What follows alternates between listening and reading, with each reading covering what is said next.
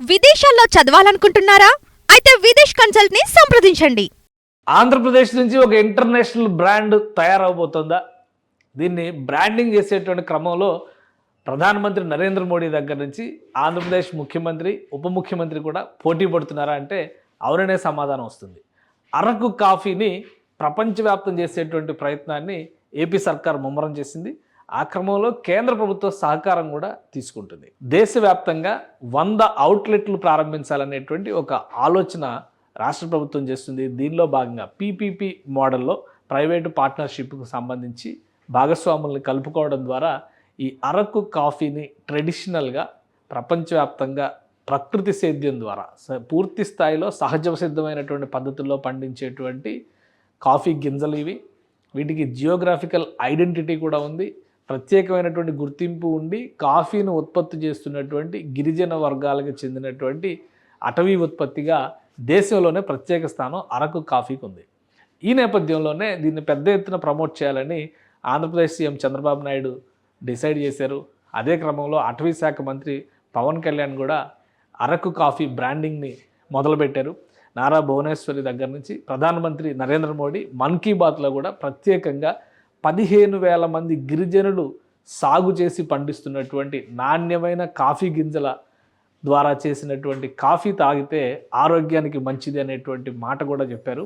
ఈ నేపథ్యంలో దేశానికి సంబంధించినటువంటి చర్చలకి వేదిక అయ్యేటువంటి పార్లమెంట్లో పర్మనెంట్ స్టాల్స్ ఏర్పాటు చేయాలంటూ కేంద్ర మంత్రి రామ్మోహన్ నాయుడు ఏకంగా స్పీకర్ ఓం బిర్లాకి ఒక రిప్రజెంటేషన్ కూడా ఇచ్చారు. అతి త్వరలోనే పార్లమెంట్లో ఒక రోజంతా అరకు కాఫీకి సంబంధించినటువంటి ప్రత్యేకమైనటువంటి కార్యక్రమాన్ని నిర్వహించేందుకు కూడా రాష్ట్ర ప్రభుత్వ పక్షాన విజ్ఞప్తి చేశారు రామ్మోహన్ నాయుడు. ఒకసారి పరిశీలిద్దాం. ఆయన ఒక లేఖ కూడా ఇచ్చారు ఓం బిర్లా గారికి. ఆ ఇచ్చినటువంటి లేఖలో ఏమేమి అంశాలు ఉన్నాయో ఒకసారి పరిశీలిద్దాం. ఇది రామ్మోహన్ నాయుడు రాసినటువంటి లేఖ. ఇందులో పేర్కొన్నటువంటి అంశాలను బట్టి చూస్తే కనుక అరకు వ్యాలీ కాఫీకి సంబంధించి కొన్ని ప్రత్యేకమైనటువంటి లక్షణాలు ఉన్నాయి. గిరిజన్ కోఆపరేటివ్ కార్పొరేషన్ ద్వారా దీన్ని పండిస్తున్నారు. దాదాపు 15,000 మంది అరకు అంటే ఉత్తరాంధ్రలో ఉన్నటువంటి రైతులు, గిరిజన రైతులు ఈ సాగు చేస్తున్నారు. పూర్తిగా సహజ సిద్ధమైనటువంటి సేంద్రియ పద్ధతుల్లో పండించేటువంటి పంట ఇది. సో దీనికి ప్రత్యేకమైనటువంటి జిఐ ఐడెంటిటీ కూడా ఉంది, జియో ఐడెంటిటీ కూడా ఉంది. కాబట్టి దీన్ని గతంలో ప్రధానమంత్రి ప్రత్యేకంగా ప్రోత్సహించారు. Honourable prime minister including Mann Ki బాత్లో కలిపి ఆయన దీని గురించి చెప్పారు. ఈ నేపథ్యంలోనే ఒక డే లాంగ్ ఈవెంట్ ఆర్గనైజ్ చేయాలి, a day or through out the session depending on the permissions granted. అందుకని స్పీకర్ పర్మిషన్ అడిగారు. స్పీకర్ ఇచ్చేటువంటి అనుమతిని బట్టి సెషన్స్లో పెట్టాలని, దాంతోపాటు అరకు కాఫీని పూర్తిగా పర్మనెంట్గా ఒక స్టాల్ ఏర్పాటు చేసేటువంటి ప్రయత్నాలు కూడా, a permanent stall within the parliament premises అని చెప్పని అది కూడా రిక్వెస్ట్ చేశారు. దీనికి సంబంధించి ఒక నిర్ణయం తీసుకున్న తర్వాత మ్యాక్సిమం ఈ సెషన్లోనే నిర్ణయం తీసుకుంటారనేటువంటి సంకేతాలు వస్తున్నాయి. కాబట్టి వెంటనే నిర్ణయం తీసుకున్న తర్వాత ముగ్గురు కూడా కలిసి తెలుగుదేశం పార్టీ నుంచి, బీజేపీ నుంచి రిప్రజెంట్ చేస్తున్నటువంటి నాయకులు ఈ లేఖని ఓం బిర్లాకి అందించారు. అలానే అతి త్వరలోనే దీనికి సంబంధించి నిర్ణయం తీసుకుంటారు. సో రాష్ట్ర ప్రభుత్వం చేసినటువంటి సూచనల ప్రకారం చూస్తే కూడా 100 చోట్ల దేశవ్యాప్తంగా ఈ అవుట్లెట్లు పెట్టాలనేటువంటిది ప్రైవేట్ పార్ట్నర్షిప్తో మొన్న ఉమెన్స్ డే జరిగినటువంటి సందర్భంలో కూడా ఆంధ్రప్రదేశ్ సీఎం చంద్రబాబు నాయుడు దీనికి సంబంధించి ప్రైవేట్ పార్ట్నర్షిప్కి సంబంధించి ఫ్రాంచైజ్ కంట్రోల్ చేయడానికి ఎవరైతే ఇంట్రెస్ట్ చూపిస్తున్నారో వాళ్ళని కూడా మహిళా సంఘ సమావేశంలో ఆయన ఇంట్రడ్యూస్ చేశారు. దీంతోపాటు ఒక ఫ్రాంచైజ్ మోడల్ డిజైన్స్ని కూడా వైరల్ చేస్తున్నారు. ఇప్పటికే విశాఖపట్నంలో ఈ డిజైన్స్ స్టార్ట్ చేశారు. అంటే స్టార్ బక్స్ స్టోర్స్ గురించి మనకు తెలుసు. కేఫ్ కాఫీ డేలు మొన్నటి వరకు మనం చూసాము.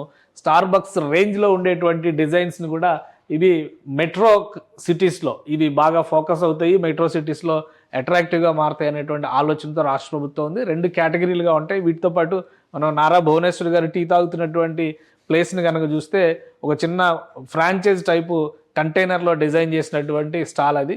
అలానే ఈ టైపు స్టోర్స్ కూడా దేశవ్యాప్తంగా పెడితే ఖచ్చితంగా అరకు కాఫీకి బ్రాండింగ్ జరుగుతుంది అనేటువంటి ఆలోచన రాష్ట్ర ప్రభుత్వం చేస్తుంది. ఈరోజు ఇది కొత్తగా మొదలైనటువంటి ఆలోచన కాదు. 2014-19 సమయంలో రాష్ట్రానికి ముఖ్యమంత్రిగా ఉన్న సందర్భంలోనే చంద్రబాబు నాయుడు వీటి ప్రమోషన్స్ మొదలుపెట్టారు. అప్పట్లోనే ప్రధాని నరేంద్ర మోడీని తీసుకొచ్చి గిరిజన coffee, Girijan cooperative society, Araku valley coffee అని చెప్పి దీన్ని అప్పట్లోనే ఇంట్రడ్యూస్ చేశారు. అయితే గత 5 ఏళ్లుగా పూర్తిగా ఈ గిరిజనులకు సంబంధించిన ఈ ఉత్పత్తులపైన పెద్దగా ఫోకస్ చూపించినటువంటి పరిస్థితి ఉంది. ఈ అరకు కాఫీకి ఉన్నటువంటి ప్రత్యేకతను గుర్తించినటువంటి ప్రధానమంత్రి మన్ కీ బాత్లో కూడా మాట్లాడడం, మళ్ళీ రెండోసారి రీప్రమోషన్ చేసేటువంటి బాధ్యతని రాష్ట్ర ప్రభుత్వం చేపట్టడం, అటవీ ఉత్పత్తులకి సంబంధించి గతంలోనే పవన్ కళ్యాణ్ దాన్ని ప్రత్యేకంగా అరకు కాఫీకి తానే బ్రాండ్ చేస్తాననేటువంటి మాట కూడా చెప్పడం, ఇవన్నీ జరిగినటువంటి నేపథ్యంలో ఇప్పుడు పూర్తి స్థాయిలో అరకు కాఫీని దేశవ్యాప్తంగా 100 అవుట్లెట్లు ఏర్పాటు చేయడం ద్వారా ప్రజలందరికీ సుపరిచితం చేయాలనే ఆలోచన ఒకటి, ఇంకొకటి ఆర్గానిక్ వాల్యూస్ ఉన్నటువంటి కాఫీగా దీన్ని ప్రమోట్ చేస్తుంది ఆంధ్రప్రదేశ్ ప్రభుత్వం. అన్ని రకాల సర్టిఫికేషన్స్ కూడా దీనికి సంబంధించి ఇప్పటికే వచ్చేసాయి. అలానే జియో ఐడెంటిటీ ఉండడం అనేది అరకు కాఫీకి మరొక ప్రత్యేకతగా, దేశంలో మరెక్కడా కూడా గిరిజన సహకార సంఘాలు నిర్వహిస్తున్నటువంటి ఒక ఉత్పత్తి లేదు. రాబోయే రోజుల్లో ఇది ఒక ప్రపంచవ్యాప్తం అయ్యేటువంటి ఒక బ్రాండ్గా బిల్డ్ చేయాలనేటువంటి ఆలోచనతో రాష్ట్ర ప్రభుత్వం ఉంది. ఇక స్పీకర్ ఓం బిర్లా కనుక పర్మిషన్ ఇస్తే పార్లమెంట్లో అరకు కాఫీకి సంబంధించి ఒక పర్మనెంట్ స్టాల్ ఏర్పాటు అయ్యేటువంటి అవకాశాలు కూడా కనిపిస్తున్నాయి. సుమన్ టీవీలో మీ పర్సనల్ అండ్ బిజినెస్ ప్రమోషన్స్ కోసం కింది నెంబర్కి కాంటాక్ట్ చేయండి.